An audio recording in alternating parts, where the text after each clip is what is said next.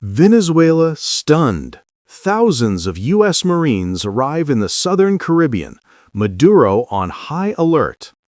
In a dramatic turn of events, Venezuela finds itself surrounded by waves of tension and uncertainty, as thousands of U.S. Marines and several warships have arrived in the southern Caribbean Sea. The move has prompted President Nicolas Maduro to declare a state of high military alert, warning that the nation's sovereignty is under threat. What's happening? Over the past several days, the U.S. Navy and Marine Corps have deployed a large military force off the northern coast of South America, including destroyers, support vessels, submarines, and marine expeditionary units. Washington insists the buildup is part of an anti-narcotics and anti-cartel operation aimed at intercepting drug shipments and dismantling trafficking networks that allegedly operate out of Venezuelan waters. However, the scale of the deployment and its proximity to Venezuela has triggered alarm in Caracas. Maduro's reaction.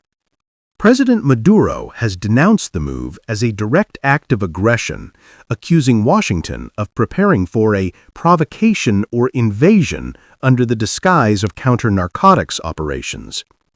He has ordered the Venezuelan armed forces and coastal defense units to full readiness while reinforcing air and naval patrols around the country's northern coastline.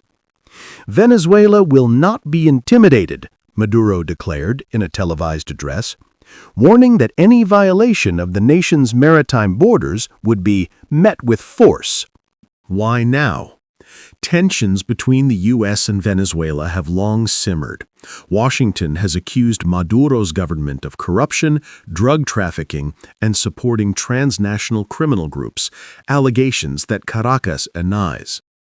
Analysts say this latest military movement could be part of a broader U.S. regional strategy to increase pressure on Maduro's administration while also tackling drug routes that connect Latin America to North America. The timing is significant. Venezuela is approaching another round of political uncertainty as opposition groups renew calls for international oversight and democratic reform. Risks and consequences. Potential clash.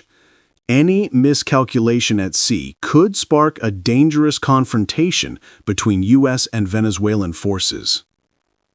Domestic fallout.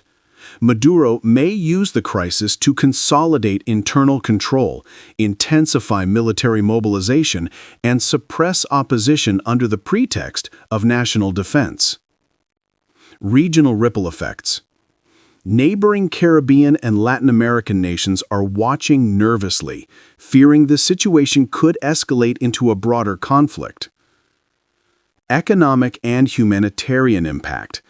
As the standoff grows, Venezuela's already struggling economy could face more instability, with new waves of migration and humanitarian challenges looming. The bigger picture. While Washington portrays the mission as part of a global campaign against drug trafficking, Caracas sees it as a test of sovereignty and survival. Behind the military posturing lies a deeper geopolitical contest, one that could reshape power dynamics in the Caribbean basin. For now, the Caribbean sky remains tense. Both nations claim to be defending peace, but history shows that such moments of brinksmanship can spiral fast. The world watches closely. Will diplomacy prevail, or will the Caribbean witness a new flashpoint in hemispheric tensions?